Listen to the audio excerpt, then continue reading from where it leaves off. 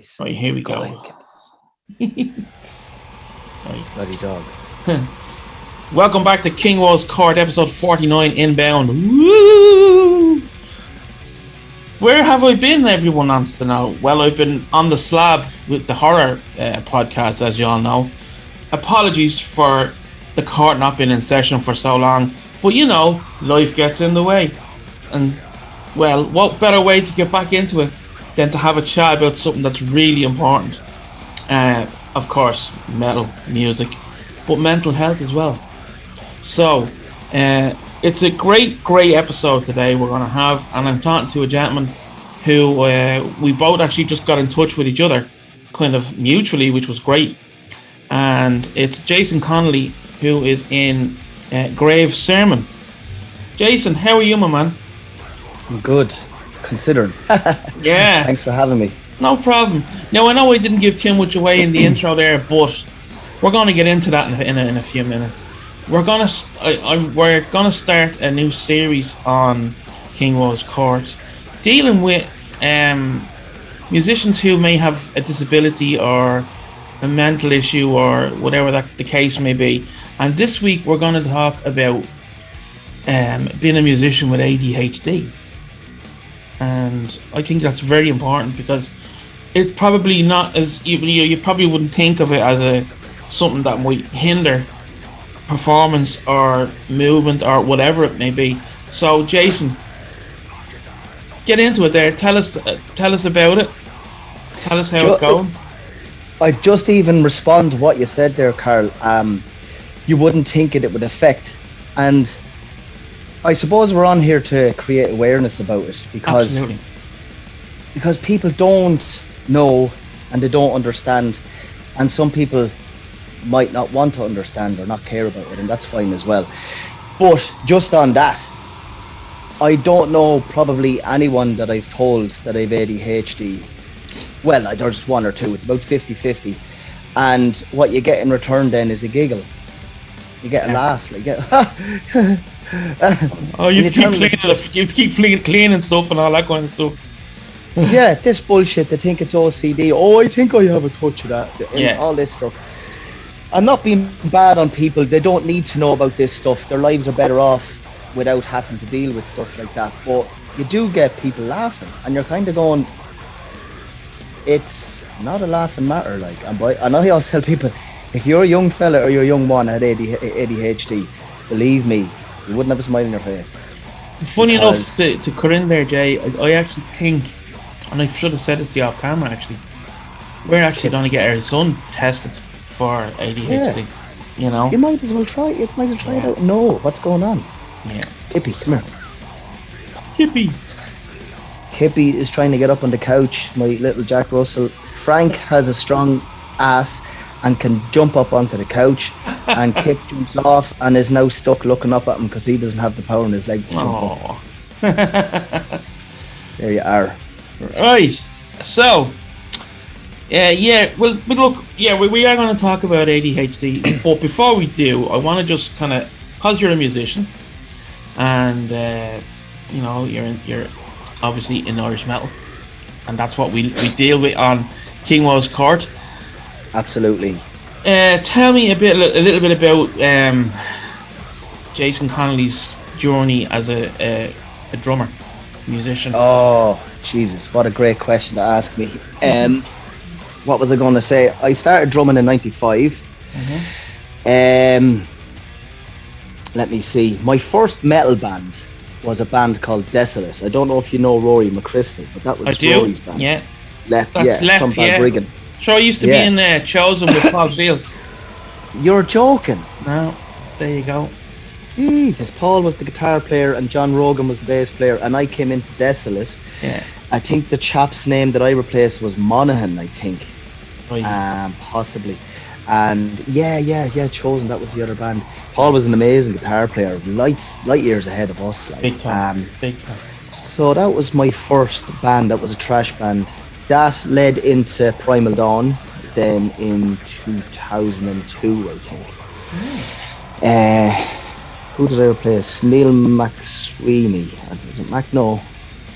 Neil Sweeney or Neil Max Sweeney. Same name is familiar, all right. Yeah. Yeah, I know. I work with a chap that has a similar name, but he was the drummer in Primal Dawn. I replaced him. Primal Dawn went on till 07. In between, I had a stint with a Bad and Incarnate, so that was 02 to 04. Primal Dawn finished up 07-ish, and Jesus, was it that long? It was 2 years in between. Then I started Legion of Wolves with Corey Sloan, who I had played with in the Bad and Incarnate. Legion are still on the go, but the boys have a major COVID hangover. Oh, gee, I know that feeling. Yeah. I wanted to do like a Bad and Incarnate wrote their album and actually went and recorded it during this COVID period. Like, it's the best time to do it. Like, no other distractions. But look, that'll be there when the boys come back, when they're ready. Grave Sermon. 2017, I think we started. And then I'm also doing a covers band with 3 of the members of the AC/DC tribute band, IEDC. Right, cool. So, yeah, I mentioned this to you before. We're doing a couple of like classic heavy metal covers. That's fun, and the boys are amazing musicians. They're great. Yeah. Like, how's that working out? Did you have your first jam last week, or? No, I was about to go jamming when I was on the phone to you, but that's, we've done about 6 or 7 rehearsals now. Oh, right, cool. And it's going well. Yeah, it's a lot of fun, and it's a different thing for me. They're used to being, obviously, in a covers band. They've been doing IEDC for, 7 or 8 years, maybe. Yeah. I can be corrected on that. So they have everything down, their little touches, everything. Yeah. It's different for me. I'm kind of like, I'm like a Dave Lombardo or a Nick McBrain in that I'll play what I fucking want. Yeah, that makes sense. And you're able to play what you want. Yeah. Yeah. I tend to improvise, and you do the major parts, but I always say there's.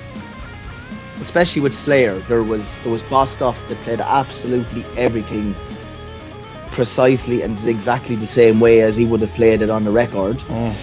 The set way of playing it. And then Lombardo went out and says, well, if I feel like hitting a tom instead of a snare or a tom instead of a cymbal, he improvised and he could play around with the rhythms, and so they're both amazing, but Lombardo blows me away. Lombardo's the man. Oh, Jesus.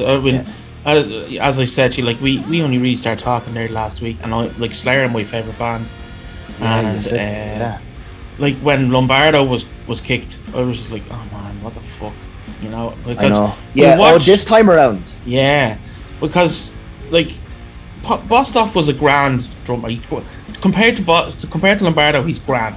He's nothing compared to Lombardo, in my opinion, and that doesn't make him a bad drummer, because you're talking about comparing a mortal to God. Do you know what I mean? Yeah. And even go on. The thing about Lombardo is he's like, he has that.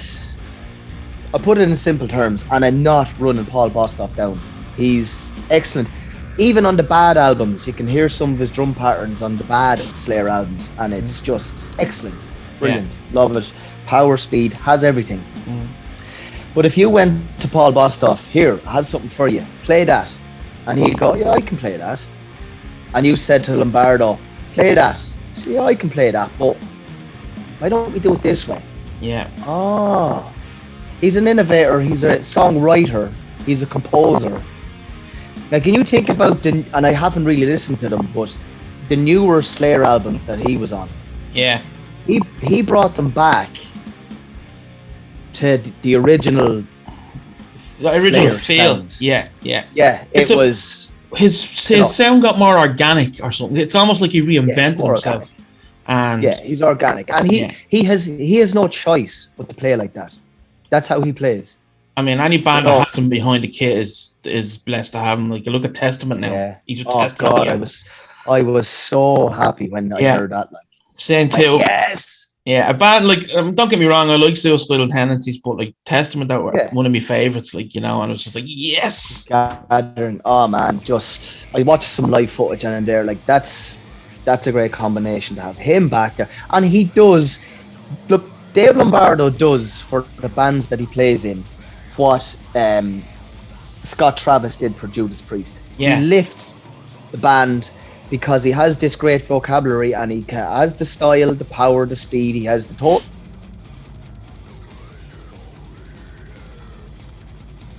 Okay. right, go on, yeah, So, like, Dave Lombardo does for the bands that he plays in the same as Scott Travis did for Judas Priest. He gives them a lift. There's no restrictions with him. Whatever you need him to play, he'll play it, you know? yeah, When Scott Travis came into Judas Priest and brought all that double bass work and, hand and foot combination stuff that he did, it's all over Painkiller, the album, like, yeah, and that's what Lombardo does. So, when Slayer or Testament have Lombardo in, it's not that any of the drummers couldn't do what Testament needed him to do, but he has a different mind, and he's almost not happy unless he's contributing, you know what I mean, to the songwriting. Like there's songs on the Gathering that were written by Lombardo, the Testament album. What an album. Yeah, oh, it's amazing. I love it. Yeah, I remember at one point in shows when we were going to cover DNR. Yeah, I love it. Oh God, it's just the most perfect trash song. Yeah, it's amazing. But like so obviously Lombardo would be one of your main influences, would he?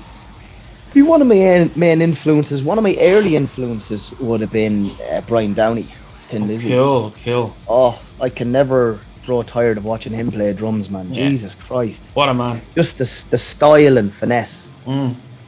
That really got me. Like he couldn't. When I was growing up, I couldn't play a straight 8-note beat. You know your normal rock beat. Yeah. It'd have to be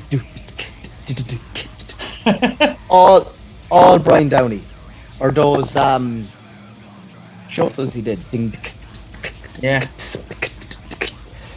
Fucking, that's where I got. That's what my style is based on. Interesting, more interesting, Yeah, far more interesting. And then with the double bass work, that was Lombardo coming in there. Tom fill-ins, very heavily influenced by Vinny Appice and Nico. Nice. And then all the death metal stuff would have been I played would have been Lombardo, Pete Sandoval. There's one I'm missing here that was big. Oh, Doc from Vader, who tragically passed. But yeah, Jesus Christ, man, I still couldn't play as fast as he was playing in 2001. Like he was unreal back in the, wasn't he? He was unreal. Nuts. Great band though, great, and still a great band actually. I think they're one of the lesser praised death metal bands, aren't they? And I mean, yeah, they are because they don't compromise. He doesn't compromise. Yeah, he's like, we're a death metal version of Slayer. Like it or don't, there you are, and that works for us. What I mean? Like, yeah, definitely. Who did I see them with? I saw them with Testament actually in Vicar Street. We had that. No, I wasn't. That was before the pandemic, was it? Yeah, them and Annihilator, I think it was. And oh, Jesus, that would have been great. It was in Vicar Street. It was deadly. Yeah, I've seen Vader heaps of times. Back in the day. Like I met him. I'll never forget they played. Where was it? Jesus, was it somewhere around at the Village or Whelan's? One of those venues. Okay, yeah, they probably would have played one of those. And the gig was over, and the venue was starting to empty, and myself and my mate Ray were completely stocious on pints. We were absolutely buckled drunk, We were drinking with Vinny O'Brien from Morphosis, and myself and Ray kind of in our drunken state, like with our eyes half open, noticed like there's the backstage door is open. We both looked at each other and went, does that mean? Yeah, it does. We leapt up onto the stage, ran up backstage, and Peter and the guitar player Spider were there. And we were just so drunk that the guitar player had to figure out how to work Raymond's phone in order for us to get pictures with them, like, you know. But they were great. They were gracious enough to kind of go, because they were about to leave the venue and they were in a rush. Yeah. And Peter was there, come on guys, we must go, come on guys. And he didn't say, hey, fuck you, I have to go. He waited till this phone, and the guitar player went, I have the same phone. Here we go, click, click, click. We both got pictures with the lovely band, so yeah. It's nice when they're nice, isn't it? Oh, stop, it's so important, like. But I'd also understand if they said, hey, listen guys, we've got a schedule, we have to leave, like, yeah, especially at something like that, you know. But I have a remind me to tell you the story about when I met Slayer. Or did I tell you that last week? I don't think you did. No. It's funny, and I think I've told it on the show before, but I'm not gonna bore people who have listened to the show. I will tell it to you when we get off camera. It's funny. Awesome. It's funny. But listen, you go on. Sorry to cut you off. I just have to get this in. I did meet Lombardo. Oh yeah. He's a gentleman. X-Music fucking drum clinic there. So I was shaking like a leaf meeting, like, you know. I didn't get to go to that. I was fucking raging. I was working. Yeah. Because I could have went to the Belfast one as well, but I was working, you know. Yeah. But so it's, as I say, it's always nice when they're nice. It really is, especially someone that you look up to like that, you know. Yeah, absolutely. So flying the flag. Oh, absolutely. So you said you were diagnosed with ADHD about a year ago, yeah? It's about a year, yeah. How did that lead up to that? Lead up to that for me, yeah. Tell me how you, like, what was changing, or what did you notice, or what, like, you know? Well, my symptoms were getting worse, but it was really down to my partner at the time. I suppose her intervention. Now we're not together now, but she was probably the first to say, look, I think you might have ADHD, and of course she was met with, fuck you, I don't have ADHD, da. So it's funny actually, because I have a friend who I'm convinced has ADHD, and it's as if I'm in the role of my ex-girlfriend now. And this friend is me. I'm turning to him and saying, he's not opposing the fact that he may have it, but he's kind of stalling in maybe going and getting it looked at. Now it's totally his choice and blah blah blah. But it's a symptom of ADHD that you can't make decisions, you have trouble prioritizing, and you'll procrastinate. Right. You know, so it took me a long time to get around to going, yeah, like I'll go get diagnosed, like, yeah, okay, I will. Yeah. So when you decide that, then it's, well, who do I go to? So you go to your doctor, and they're like, all right, yeah, and that gets left on the long finger. And then you go to a psychologist. Oh yeah, we can do that, blah blah blah blah. And then they take months to get back to you, and that gets knocked on the head. I actually called ADHD Ireland on the telephone, got the number on the website, and the guy I got on the phone now, holy Jesus. First I got, can you hold on there? I'm working from home, and the doorbell's ringing, so I have to answer the doorbell here. And he was just, that was fine, right? But his attitude was incredible, man. He goes, when he answered the phone, he goes, oh, such a ADHD Ireland, such a speaking, can I help you? And I didn't hear it all, and I said, sorry, I missed that. Well, do you want me to repeat it all over again for you, do you? Attitude straight away. Jesus Christ. So he more or less said to me, yeah, listen, they were supposed to set something up worldwide or nationwide. They were supposed to be somewhere in whatever it was, Dublin, Galway and feckin' Sligo, you know, that you could go get tested, but funds ran out, so that's on hold right now. But you can visit the website. That was it. That was it. And I was like, kind of half being sarcastic and half being serious. I was like, wow, Jesus, I'll try not to murder anyone in the meantime, like, you know what I mean? I'm trying to make out that this is a serious thing, like. Yeah. And he goes, yeah, that might be a good idea, all right. Real sarcastic. And I'm like, I'm fucking serious, like. Yeah. Because I guarantee you, there's people locked up in Ireland now for murder, and it's because they're autism, Asperger's, ADHD, OCD, whatever it was, and undiagnosed. They're unmedicated. They have a meltdown. They attack someone. Yeah. But this representative of ADHD Ireland didn't seem to know anything about it. And of course, this was your first interaction with someone in that kind of, what would you say, field, I suppose, and that's the negative kind of reaction you received, and that's not what people need. And like I suffer, not as much now. It's always going to be there, depression, and my partner suffers really badly with depression, and believe it or not, ADHD. She has been diagnosed. So.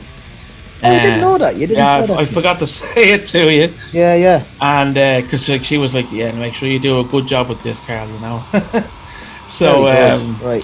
So, like, mental health is probably the biggest health issue I think in this country.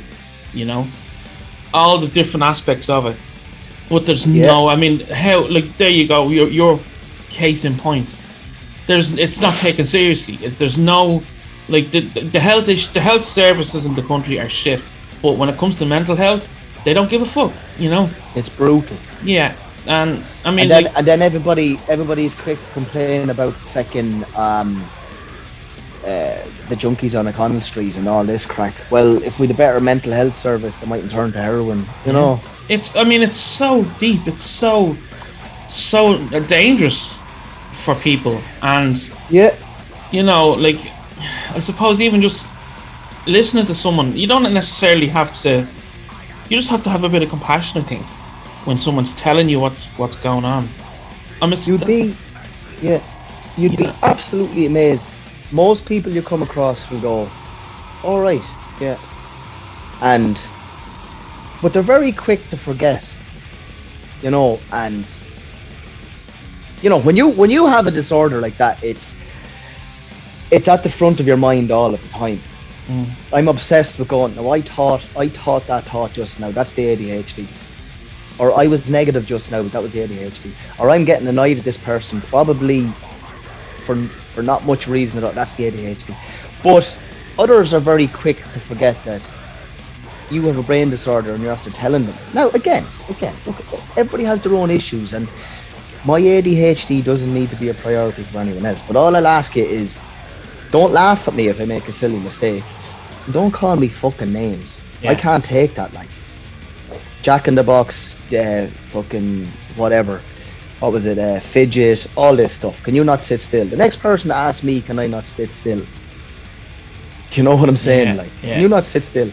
So I have to then turn around and go, well, I have ADHD. And then they get embarrassed. Oh, right, I didn't know. But we'll get, like, there's no awareness, and there's a lot of the time there's no understanding. It's like, I'll give you an example. Like I said to you the other day on the phone, but just to put it on the podcast, I have a friend in work who suffers with Tourette's.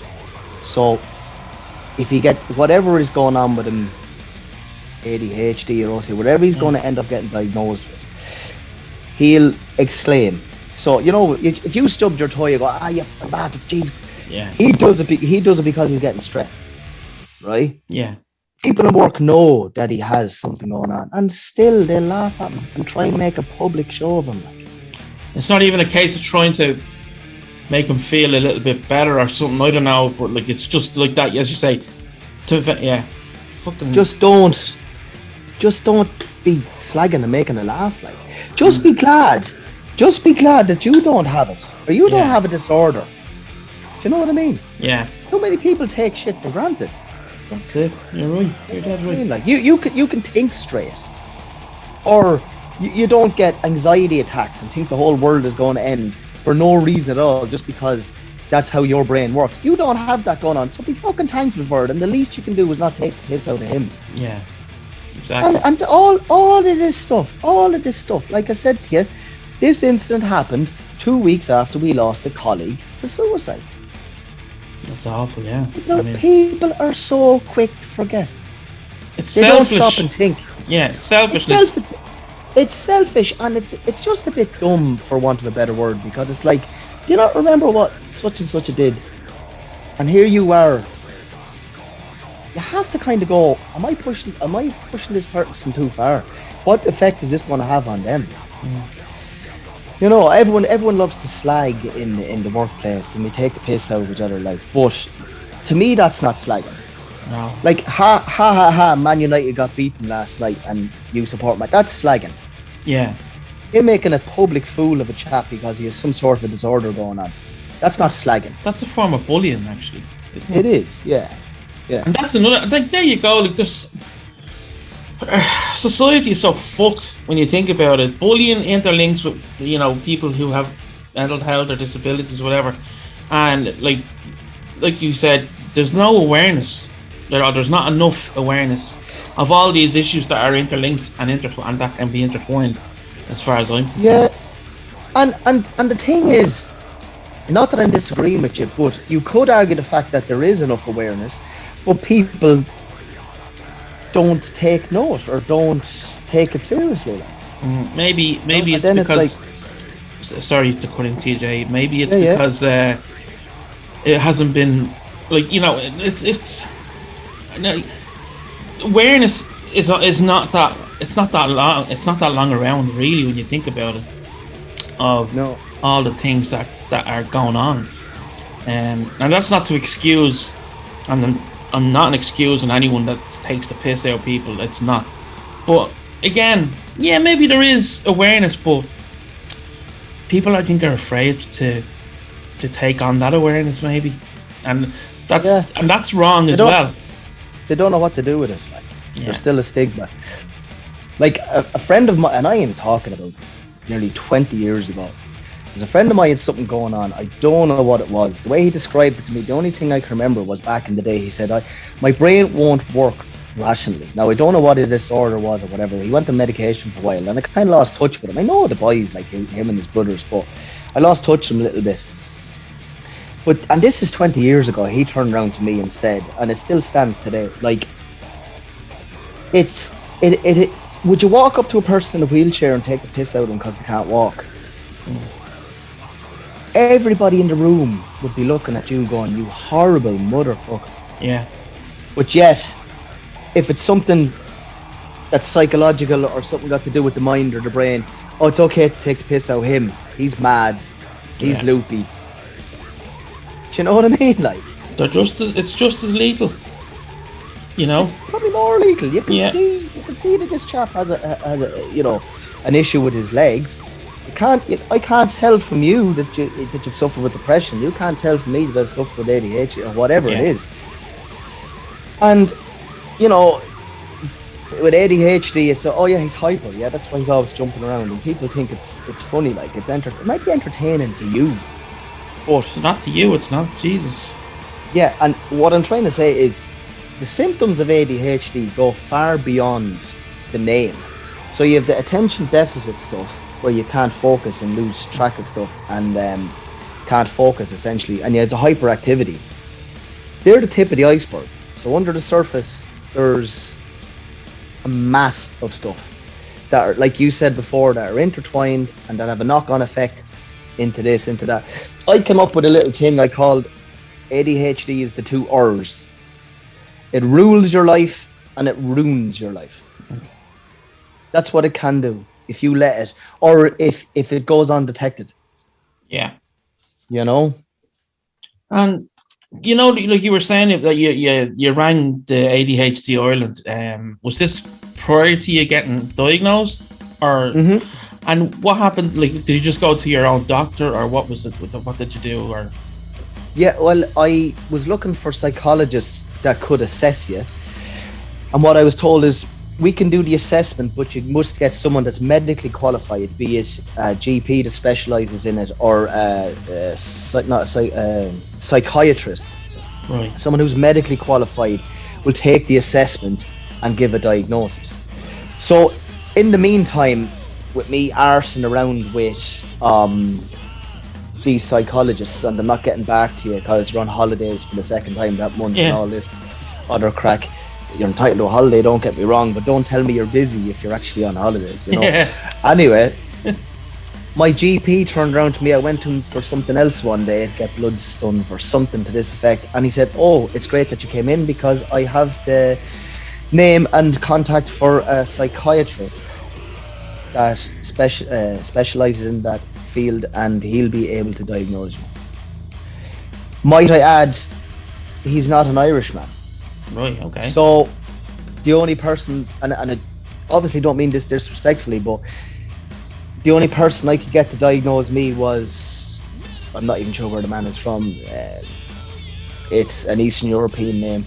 So what I'm trying to say is, there's Ireland still behind with this stuff, you know.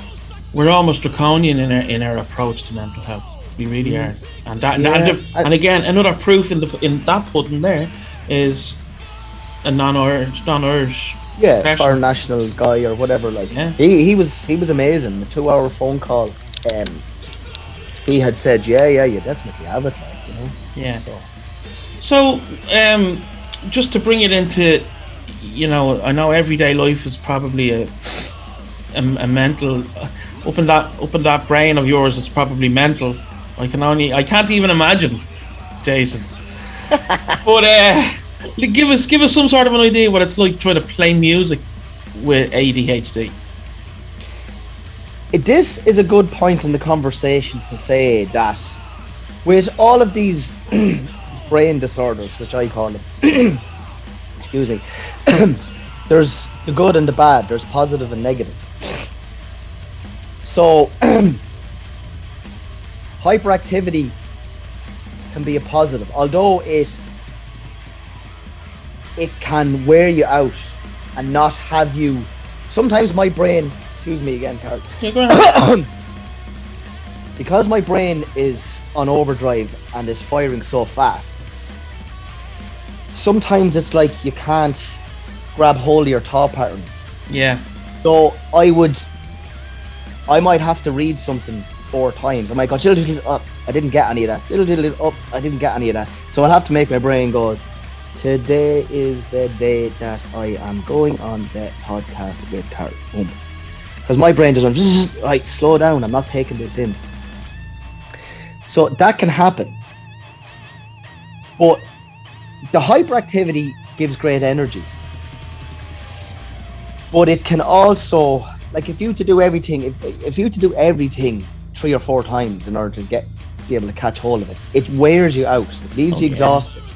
It burns your brain out. So I might have to lie down on the couch for 20 minutes just to revamp my brain, just to get, right, I feel okay again now, you know? Yeah. Because my brain energy is getting sucked away all the time, because I might have to refocus. All right, I've finally done that. Now I can move on to the next thing, but now I'm exhausted. So it works great for energy in that you're very get up and go. I want to go gym training, I want to play drums, and I want to play drums fast. So a lot of the time I love playing fast, but what happened to me in the early days is it's like I was running before I was able to walk. Right. So you have to kind of strip it back and do the boring stuff to get your basics down, because, well, I can do that really, really fast, but I can't play a halftime shuffle. Right, okay. And a lot of the time, yeah, like, so you've got this energy to run all over the kit. You've got this energy to play really fast. But you can overthink things and you can be very indecisive, as I said before. Yeah. Excuse me. So I could be going along going, right, I'm coming to the end of this 4 bars. I'm going to do a fill-in. This needs to be a big one.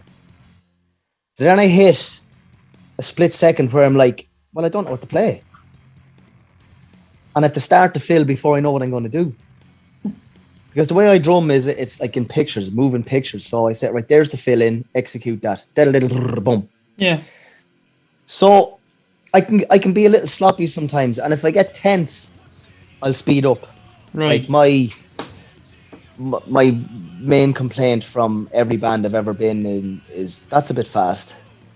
So I find it hard to hold back and keep a tempo. But yeah, so being decisive in what you're playing and try not to overplay is the difficulty, and not letting your head get burnt out and focusing on my whole thing is go play, do it fast, do loads, play loads. Why didn't you hit that tom? Get that one on the next time round. Oh, I never got that tom. There, got that tom. Oh, which symbol? I didn't hit that symbol in 2 bars yet. Boom, boom, boom. So that's great for playing death metal, but when you're playing something a little bit more mid-paced, it's kind of like stop. You don't have to hit a symbol on every bar. Wait. See, that sounded good, didn't it? Okay. Leave it. Here's a drum fill. Right. Okay. I'm trying to pull myself back all the time. Yeah. So playing Funeral Doom would fuck you up, basically. Oh, Jesus. I get depressed. And like this, I'd be like, this isn't drumming, like. So if you were playing drums for Two Tails of War, we'd be like a fucking speed metal band. That's just... Yeah, but this is the thing, like. That I would ruin your band unless unless I got it straight in my head to go stop, play for the music. Yeah. Like I don't even like that phrase. I know it's necessary. Play for the music. Yeah. Fuck the music. Play for everything should be a drum solo. You know what I mean? Like sounds like Animal should have been your main influence, man. Yeah, well. But like yeah. You have to find the joy in playing a groove, like playing a beat, you know. And it sounds like you're in your good space, but musically anyway. Yeah. As I say, the covers band is kind of going. I'm like, these guys are precise. I need to play these songs well. Like I need to play what I'm supposed to play, you know, so it's helping me drag everything back a bit and be a little bit more satisfied with playing less, you know. But it's great. It's like that's how I started Grave Sermon. I started Grave Sermon because Legion of Wolves weren't fast often enough. Yeah, I wanted a band that was hyper all the way through. I wanted to physically challenge myself. Would you like? It's of course it's one of Lombardo's projects. Dead Cross. Do you like them? I listened to one of the songs. I can't really remember it. Yeah, that maybe check them out again. See what you think of them. Actually, with Mike Patton and Dave Lombardo. He's very versatile. He's very adventurous. He's very what's the word I'm looking for? Very creative. You know? He used the entire drum kit. Absolutely. Lombardo, you know? We could do a whole podcast on Lombardo. Jesus Christ, man. Well, this has been mostly, hasn't it? Yeah. You know but you know what though? I'm getting the impression that like I do discography deep dives on King Woe's Court. Oh yeah, brilliant. I think I'm finding my Slayer partner right now. Definitely. For that, if you're up for it down the line. Yeah, definitely would be. Now I'd have to give the new albums a listen because. Yeah, I'm kind of like, why am I listening to this when I could be listening to fucking whatever hell awaits, you know? I mean, Divine Intervention was good, but after that, there was very little that I listened to much after that, you know. I don't know. I listen to them all with an open mind, you know. The only I have to say I'm a little bit closed-minded and ignorant sometimes when it comes to music. I will admit that, you know. Yeah. And would the ADHD contribute to that maybe, or? Probably in that my attention span wouldn't be 100%. If it's not grabbing me, it's just a problem with Spotify as well. You just skip on, don't you? If it's not grabbing me, I'll probably flick it on, or I'll say that reminds me of some band that I don't like, so I'm going to flick on. But you know, you end up what you're listening to ends up getting very stale then, because you're looking at your podcast, your Spotify, and you're like, I've listened to all this stuff to death, like, you know, there's surely something out there different. It doesn't have to be new, but something out there different that'll grab me, you know, and pull me in. And that opens up a whole nother, excuse the pun, but a whole nother spectrum of stuff that you can start getting into, you know. Yeah. I think now is the perfect time for us to just hang out. Just give people a little breather. I'm gonna go to the toilet, so to speak. That's how professional I am, and we'll be back in 2 minutes. So just stick with us. So yeah, that was some slash that I had there. Jesus, I don't need to tell you too much about it. But anyway, we're here with Jason Connolly from Grave Sermon, and we are on Legion of Wolves, and he's just showing me a lot of lyrics there, which is great. And we're talking, of course, about musicians who suffer with ADHD, which is, I'd say, it's a little bit more prevalent than people even realise. Would you say, Jason? Yeah, like even how we got involved with each other. That sounds bad, but you know what I mean. To do the podcast, there was a chap on the thread on Facebook that says, "Jesus, I think I might have that." It's funny you brought that up. Blah blah blah. I'm thinking about going getting assessed, and I just kind of said, "Oh well, you know, if you want any advice or want to know about my experiences, give me a bell." And so straight away we had another person on that thread on Facebook that was experiencing symptoms, and it can be absolutely crippling. Absolutely. And a huge thing is, like, I'd liken this to having a physical disability. If you were limping around for the last 40 years of your life and had no idea what was wrong with your leg, wouldn't that be worse than knowing, oh well, you have a hairline fracture in your femur and you need to go get that seen to? All right, well now I know what I'm dealing with. Yeah, and that's what people go through. Yeah. Why can't I focus in school? Why can't I be in a relationship longer than 6 months? Why do I get extremely angry when people say certain things to me? Why am I defiant? Why this? Why that? Why the other thing? What's going on with me? Am I a bad person? Why am I nice to my family? Why am I nice to my girlfriend? Why am I crying all the time? This sort of stuff. Well, at least if you know, right, there's a brain disorder there. You can be medicated for it, and you can do your cognitive behavioral therapy. You can get a therapist. Yeah. It's so much easier now because you know what you're dealing with. Yeah. And I would urge, and the number one thing is, yes, get professional help. If you need medication, take the medication under the guidance of your psychiatrist or your GP or whoever it is. But main thing, and this goes for everything, research it. Find out, these are the symptoms, this is why I'm feeling this. So then at least you don't feel guilty. Yeah. Why am I feeling like this? Jesus Christ almighty, here I go again. You know, it's not my fault. I was born with this. You know, people in wheelchairs get upset, but are they guilty? Do they blame themselves for the fact that they can't walk? Do you understand what I'm saying? Yeah. If you don't realise that you have OCD or you're autistic or whatever it is, you don't realise that, you'll end up blaming yourself, and you're hard on yourself, beating the shit out of yourself every day. Yeah. That's worse than actually turning around and going, well, I can't do that activity right now at this moment in time because, well, I have ADHD. So I don't mean to say it's an excuse, but it's a reason. Yeah. At least if you know what you're dealing with, you can lay off yourself, and it takes some of the pressure away. You know, and you can turn around to other people and say, and this is why I tell people, this is what's wrong with me.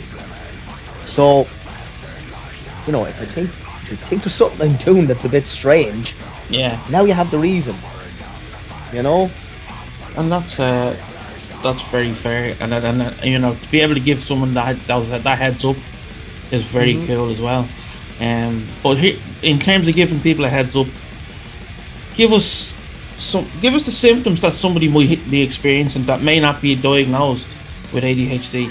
Tell us what they experience. I find it, I don't know why, but maybe it is the disorder itself, but I find it extremely interesting, all the symptoms and how they interlink and how they make your brain work. If we go to the name, so ADHD, attention deficit hyperactivity disorder. So attention deficit means you can't pay attention. But the thing about it is, generally people with ADHD will hyper fixate on stuff that is directly interested in. Yeah.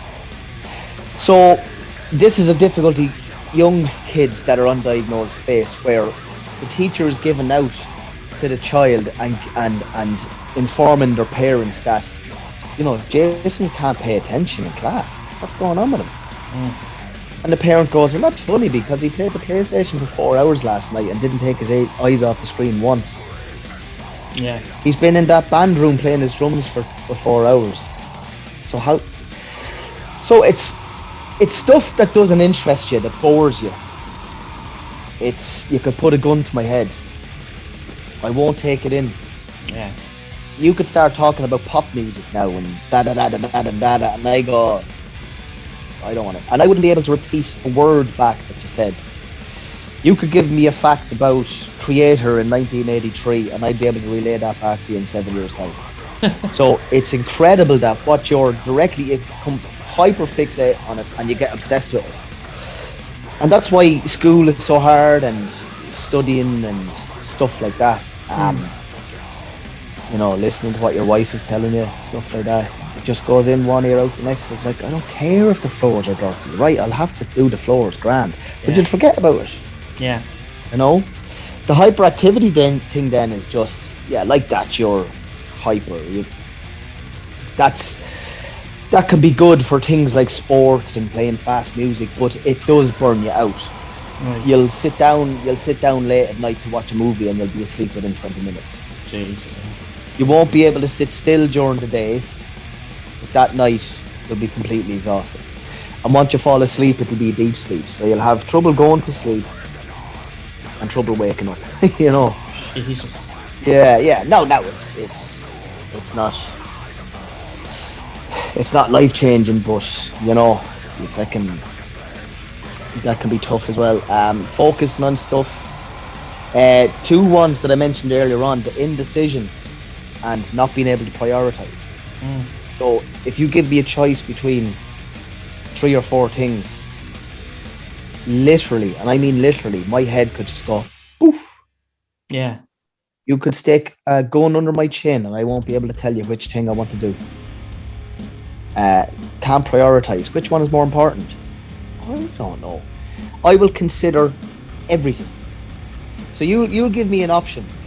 Example, we're in the band room writing a song, and you'll say, well, we can do that for another 4 bars, or we can stop it there and then kick off with a different riff. And I'll go, well, there's also these 10 options as well. Yeah. So I'll create more options and not be able to prioritize. I'll have to stop and think about it. Stuff like that. You get mentally burnt out a lot as well.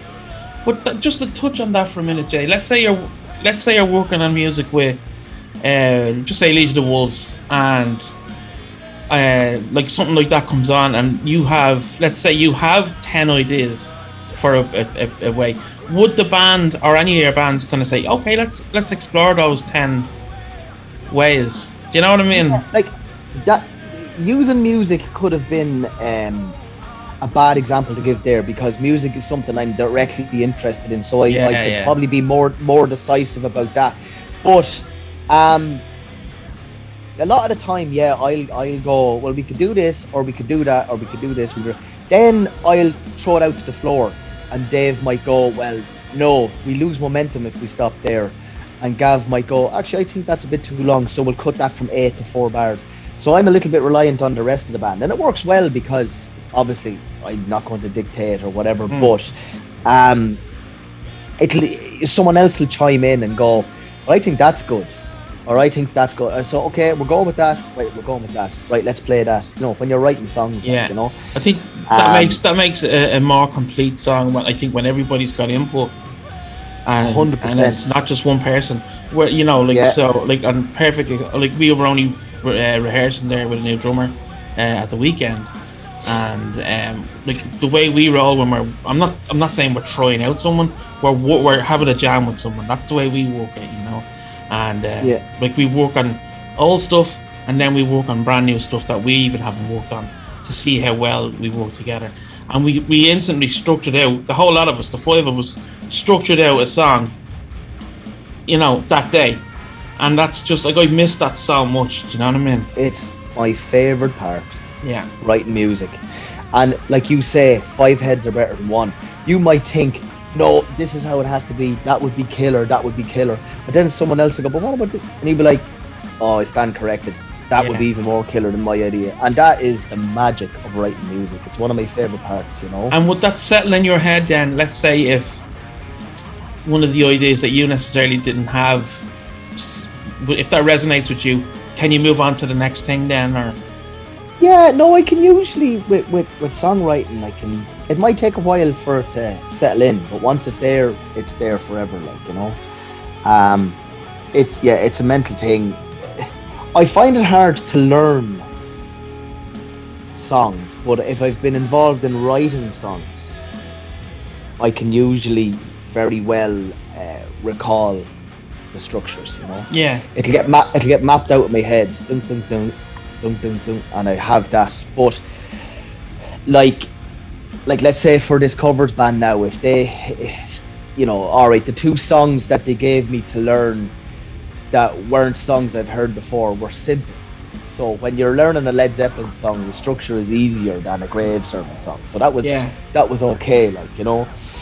But I could struggle if it's something I've not heard before, and if I don't like the song, if I don't particularly like the song, I find it very hard to learn it, you know. I'd say, that's tough for anybody, let alone if you have ADHD or whatever. You know, like, I mean, like, like, if you're not liking a song, you're like, play this fucking thing or whatever, like, no, but I don't even like it and I have to learn it. You know, yeah. I can only imagine what's going on with you. Yeah, but with the covers band so far, I like all the songs. There's Maiden and Priest, and there's a couple of bands that wouldn't be my first choices or whatever. But look, if I'm getting to play Electric Eye by Judas Priest, I'll compromise, you know. Yeah, Jesus, not many cover bands do that. No, fucking the guitar player Johnny is phenomenal, and no one's a great singer, like. So it's great. You know? It's good do you fun. think? I'm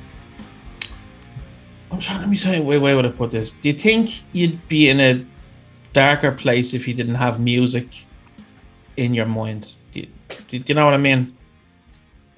Yeah, it's a release, it's a passion, it's incredible, and you'll know this. You'll know what I mean by this. Metalers are different to any other music fans in the world. Yeah. I heard a story before that one of the guys, now I'm not trying to fucking put Carizian down, but I heard one of the guys, now this might be untrue, but it sounds like something that could be true. One of the guys in Carizian pulled a knife on a dude at a fucking festival because he started slagging off death metal. Oh God. Can you imagine? Like, I was in a house party years ago, and I said, oh, Manowar, sure, their lyrics are cheesy as fuck, I said, you know? Yeah. I didn't really know Manowar. And one lad turned around now. I don't particularly like this person. He turns and says, geez, you get beaten up for saying something like that around here. Jeez. Right? Like, do you know any other form of music where people are willing to get into a fist fight at the drop of a hat because you said something bad about Slayer? No. I know. But in Oasis, the amount of times I've turned around to Oasis fans and said, shove it up your beep, they're crap chords. I learned to play guitar like that when I was 14. The drummer's muck, and the 2 of them were assholes, by the way. Yeah. They just sat there and went, okay, well, I like them. Whereas if you said it to me or whatever, if you said, oh, here, man, that fucking Slayer album is shite. Fuck you, man. Can you imagine saying that to someone about Iron Maiden? Oh, fuck you, what the fuck do you know? Iron Maiden are fucking class, they're the best guitar players, the best vocalists, fuck you. There'd be no world without Iron Maiden. Exactly. So we live on it, we live on metal. It is us, we're the same type of people gravitate towards this type of music, you know? We're passionate. And it's so passionate. We're always misinterpreted, I think, by non-metal people, I suppose you could say. I mean, I hate this crap of, oh, you just wear leather all the time and all you listen to is da, da, da, da, da. I hate that shit. I really hate that. But that doesn't even mean anything. Yeah. It's all da da da da da. What does that mean? Yeah. Well, if the bass drum is going da da da da, maybe the vocalist does need to go da da da da da. Yeah. But like, I mean, when you think about it, like, it actually takes a lot of musicianship to write what a lot of metal musicians do. It's not a case that a fucking song is written for them by 7 or 8 different songwriters, you know. Even the guys in the tribute band last night, like fucking Dan was shaking out his wrist, going, I was like, is your hand all right? Like, have you got? No, it's just I didn't warm up properly. And I'm like, this is classic rock. Like, try playing Dark Funeral. Now, I'm not saying that bad to the guy. He's a gentleman, and he's an amazing bass player. But guys that play in rock bands, if they turn around and look at what extreme metal musicians do, they're like, holy shit. Yeah, it's like abuse to their body. Yeah, and all right, they could do it, but they'd obviously have to condition themselves to be able to do it. Like, and Johnny, the guitar player, picked up a kid. We had a Grave Sermon had written out one of their song structures on a piece of paper, and he says, "Oh, look at this." It says, and it like part 1, part 2, part 3, modified, all this crack, and then there was a section where. In brackets said 4/4, so this isn't 4/4 time fail. This is why it kind of went like, why is it? Oh, because the rest of the song is in 3/4. Because usually the guys that play in rock bands, a lot of the time it's straight time all the way through the song. Yeah. Even playing Fear of the Dark last night, the boys said to me, you know, when the beat goes to halftime, you're playing a little bit too fast. Or he says, maybe I'm getting excited and I'm rushing.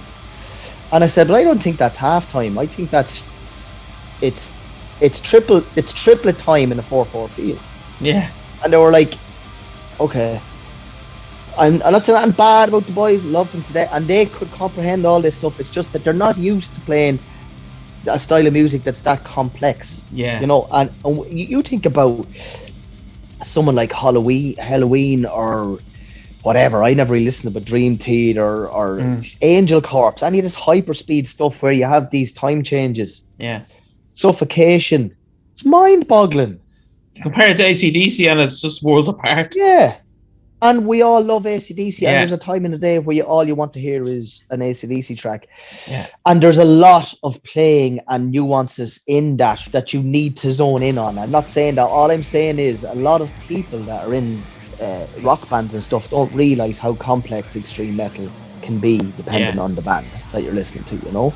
So it takes huge amount of musicianship. And here you need to do 20 minutes yoga before you go play it as well, or you're going to fuck your back up. You know what I mean? Like. And you're not getting any, and we're not getting any younger either. That's the thing. That's the thing.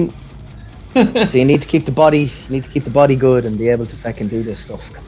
But that's not funny enough. Does physical exercise help at all with ADHD? It absolutely does. It uses up your energy, and it obviously creates endorphins, and it levels out my mood a little bit. Let's say it takes away some of the hyperactivity, but the bad side of it is that I tend to overdo things. Right. So I'll get touches of tendonitis around my forearms and stuff, because see, with ADHD comes a lot of anxiety. Right. And as soon as a person feels anxious, they'll change their position. They'll put themselves into a bad posture. And that'll create tension in the neck and shoulders and upper back, which will then feed down into the forearms. So because I'm doing a lot of this or a lot of this in the gym, I tend to get forearm or upper arm injuries. A lot of that is down to the tension I hold in my body. There's some days where my body is tense all day long, like, because I'm what would you call it? I'm hyper, I'm anxious, or what's the word I'm looking for? Jittery as such, you know what I mean? So exercise is great. I need to do it, but as I say, you tend to overdo things and not be happy with enough. What's enough? Well, it's never enough. Yeah, you know what I mean? And I can end up with these little niggles and stuff that then I have to step back, take a trip to the physiotherapist, do what he tells me, ice, not drink alcohol, clean up the diet, take sugar, I stretch, not lift weights and stretch instead, stuff like this, you know. So it's all, Yeah.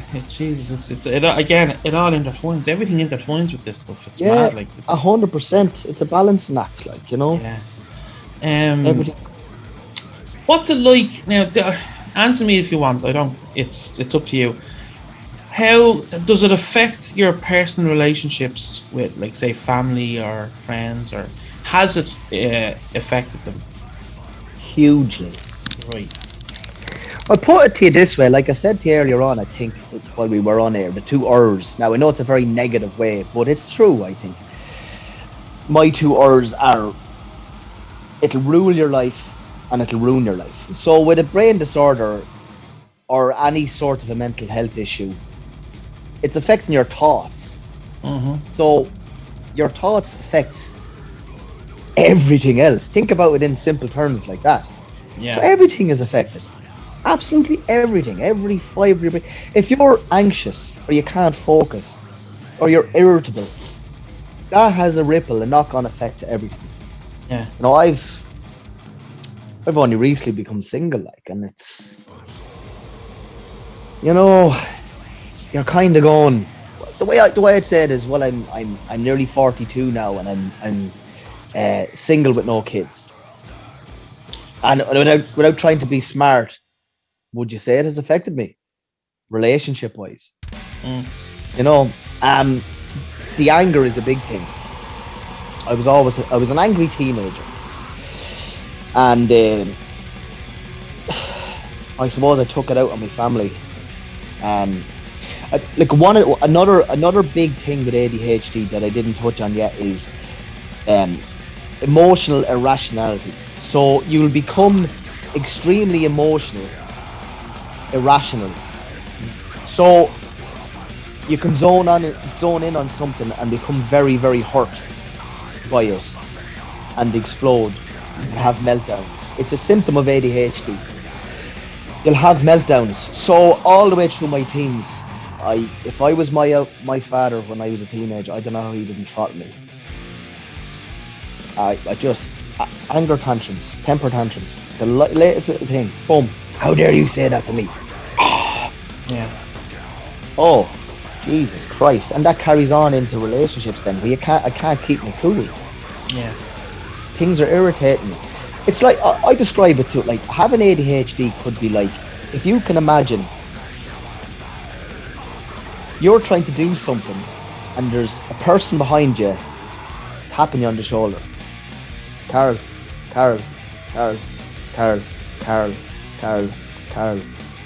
What?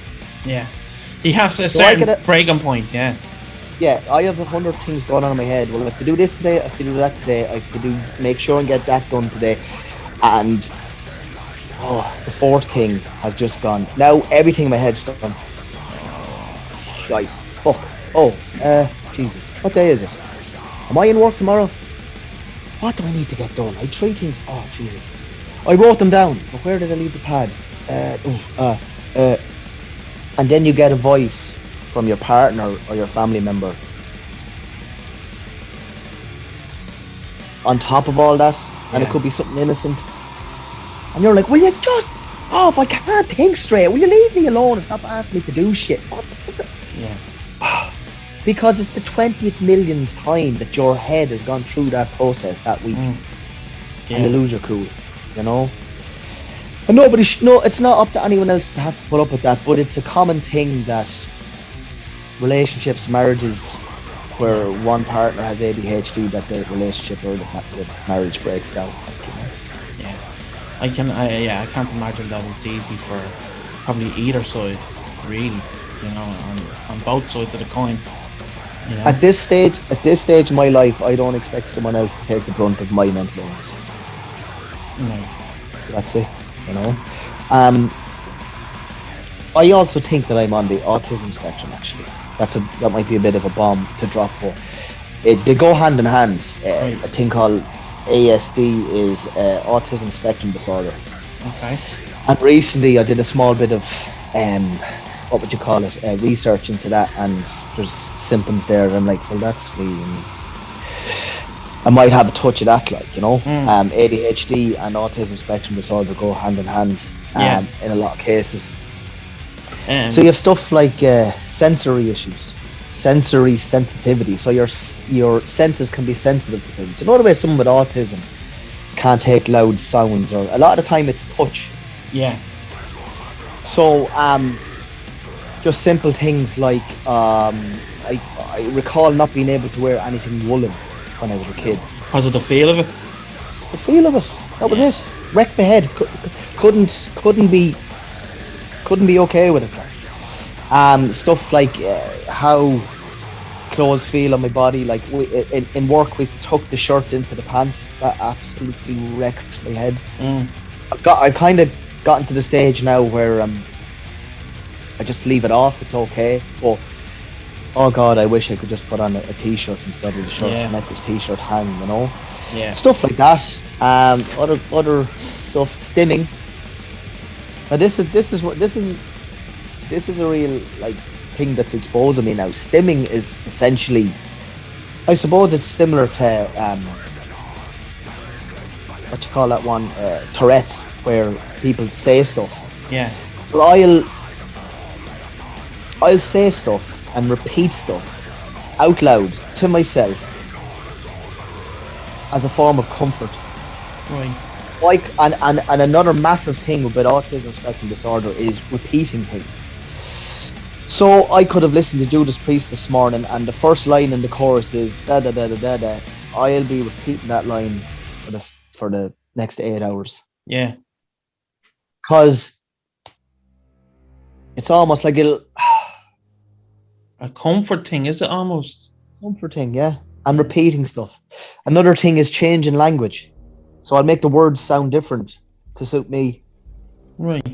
Gives me a little feel better now. Yeah. And then next minute, I'm off singing it again. Yeah. I'm singing drum licks.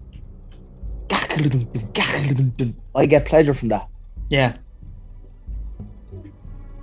And this is what people do, like, and I have this stuff, so I would be.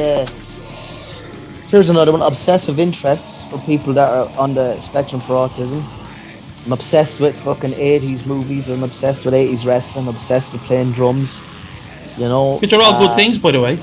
They're all good things, yeah. But it's not wanting to go outside of that, then, you know. Yeah. Lack of fear, or having more fear than normal. So I could be. If I see people panicking, I'll relax. And if I see people relaxed, I might get tense. Yeah. Stuff like that. So it's all there, like. And you go through phases with this when you first find out that you have this disorder. I went through a phase of not feeling sorry for me. This is really deep now, and this is people with ADHD tend to be very deep. And to me, like, is it really worth talking about if it's not deep? There's not a bit of substance to it. You know what I mean? But I went through a period of time where I felt sorry for myself as a child. I felt sorry for the child. Yeah. Because of the struggles I had, like, people with ADHD can get very embarrassed over certain things. I was always embarrassed as a child, like, you know, not being able to focus in school, feeling guilty because I couldn't keep up in school, even though I don't know what my IQ is, but I'm not. I suppose I'm slightly, dare I say, I'm above average intelligence. Yeah. But why am I struggling then? And the guilt of not doing well in school haunted me for decades after leaving school, like. Stuff like that, and I started to feel really bad for, like, if I had have been, like, because I was a reasonably smart kid, it was never spotted or whatever. But, like, these were the struggles that I had to go through as a 7 or 8 year old, you know. Yeah. And this emotional irrationality. So getting this extreme upset because someone said something to me, like, you know. Yeah. Like, feeling hurt and going through all that, and then that turned when testosterone kicks in your teens, that upset turns to anger, you know. Yeah. So it's and I mean, there's a storm of stuff that can follow on from it, you know. Yeah. Like, do you think, like we were talking about earlier on, there is a lot more awareness, and you know, about things, but it's whether people embrace that or not, isn't it? Really? Yeah. Do you That's think? it, exactly. I think a lot more children would have been safer, I think, if there was that kind of awareness that there is now. 100%, yeah. You know, I think there's a lot of amazing amounts of mental health issues went undiagnosed, unknown. You know, unfortunately. I've heard people in work going, "Oh, I think the young fella might have ADHD. We might get him assessed." For fuck's sake, would you ever stop? He's just a hyper young fella. Will you leave him up? Hold on there. Again, you don't see the bottom of the iceberg. Yeah. All the turmoil. Can't get him to sleep. He's crying all the time. He's angry all the time. He's oversensitive. He's over emotional. He's having struggle in focusing.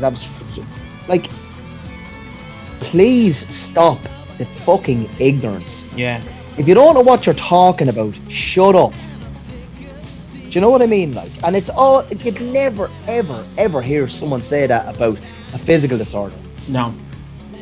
Oh, the you know, whatever, the young fella at home has a problem with his spine, we have to put him into a back brace. The poor devil. Poor fella, yeah.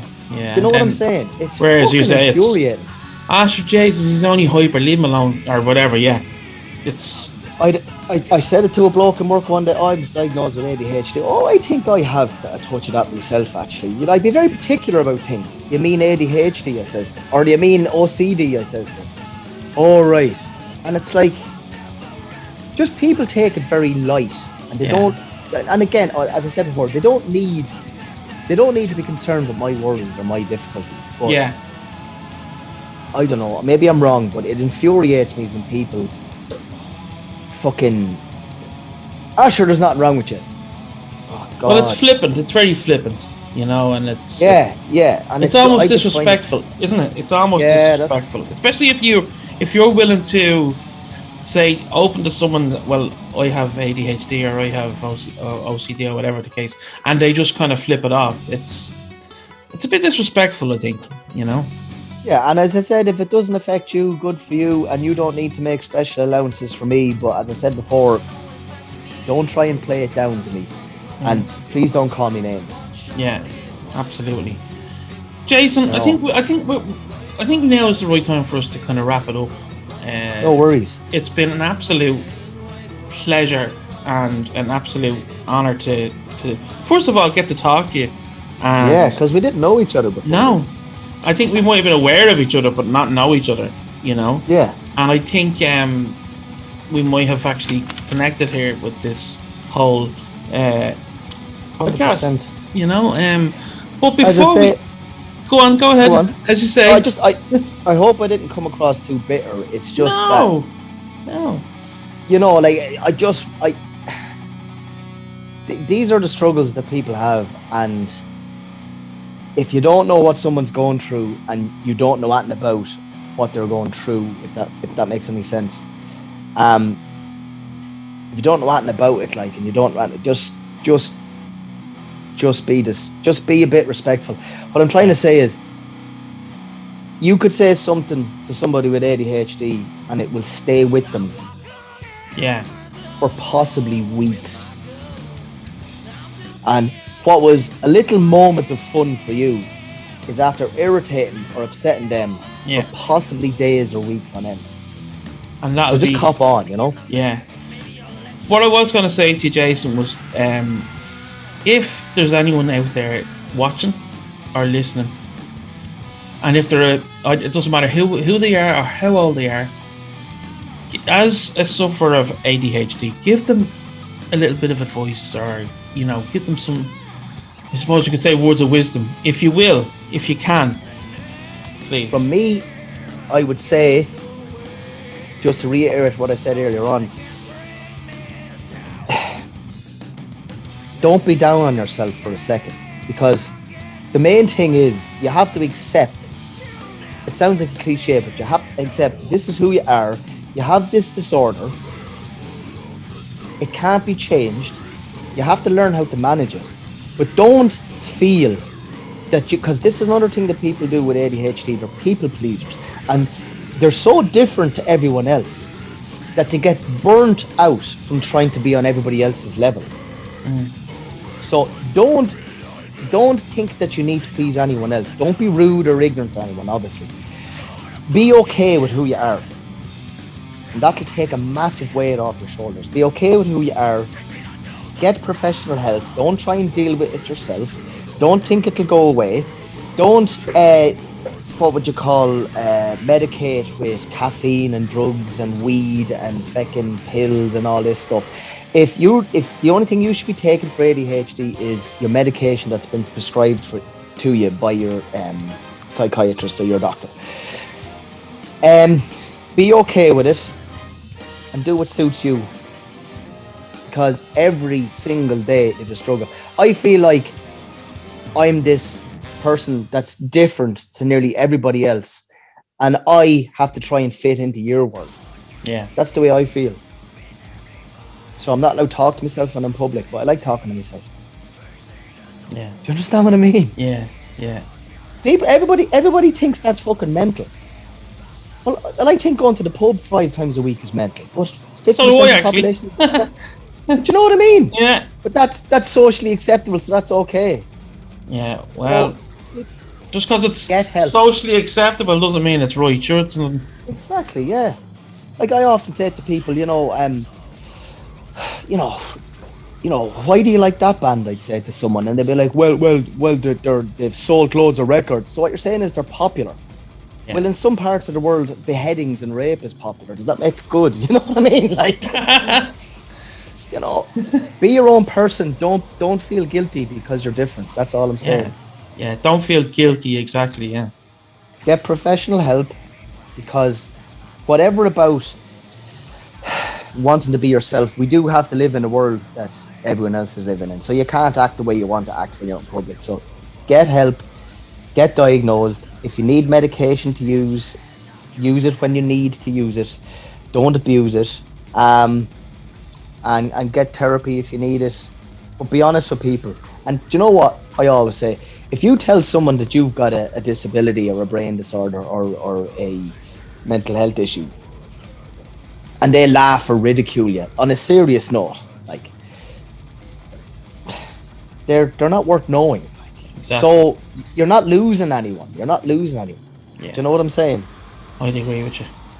And do remember that, and again, I think it's a symptom with ADHD that the world doesn't revolve around you, and other people have their struggles as well. Like, so if someone says something to you and you're completely upset by it, just remember that maybe they were having a bad day and you're not the only one. So you can justify things as well, like, Absolutely. Listen, it's, as I said, it's been an absolute honor to talk to you. It really has. And I thank you for sharing with us today, what it's like to have ADHD and, to live your life with it. Like, it's... Yeah. I really appreciate having the opportunity to talk about it. As I said, I'm a chatterbox, and this subject stimulates me, and we kind of mix that in with drums and metal. Yeah. So I owe you a big thanks as well. Thank you. Look, it's been, again, and like that, just to shoot the shit about everything and to talk about something that's important, was very, very cool to do. Between myself and Jason, we'll look for some, if there's any way we can help anyone, just get in touch with me. People can hit me up wherever, Facebook, or always willing to help or have a chat with anyone. Yeah, because life's too short to be suffering. Like, exactly. Don't. It's. Do you know what? Having ADHD really, and I said this to my psychologist yesterday, it made me understand what gay people went through. Yeah. Because they're this thing that they can't change. They want to embrace it, and everyone else possibly is ridiculing them, or people who went around, you're gay, and then they get beaten up. Yeah. Imagine how that felt. So I can't even imagine the end. When someone laughs at you because you have a disability, like, what the fuck, you animal, you. Yeah. So life's too short. Exactly. You are what you are. Embrace it and go with it. And live life. Yeah, live your life. Yeah. Don't be living up to other people's fucking expectations all the time. That'll burn you out. Yeah, exactly. Well, look, Kingwall's Court is going to close its doors now for another week. And Jay, it's been fantastic to have you on, and I'm sure Thanks, somewhere Carl. down the line we'll do this again, because I'd love to have you back on if you'll come back on. Brilliant. Anytime. Just let me know. Absolutely. Remember, everyone, there's help for you out there if you think you might be suffering with ADHD. If you need to contact us on the show here, we're always there. Just throw us a message and we'll get in touch, and we'll do what we can in our limited resource, but we'll do the best that we can for you. Okay, Jay, take care, my man, and keep rocking. Thank you. Oh, absolutely. I've no choice. I have to keep going. It's all about the metal, man. Oh, it's all about the metal. Oh, good man. We're out of here. Take care. Cheers, guys.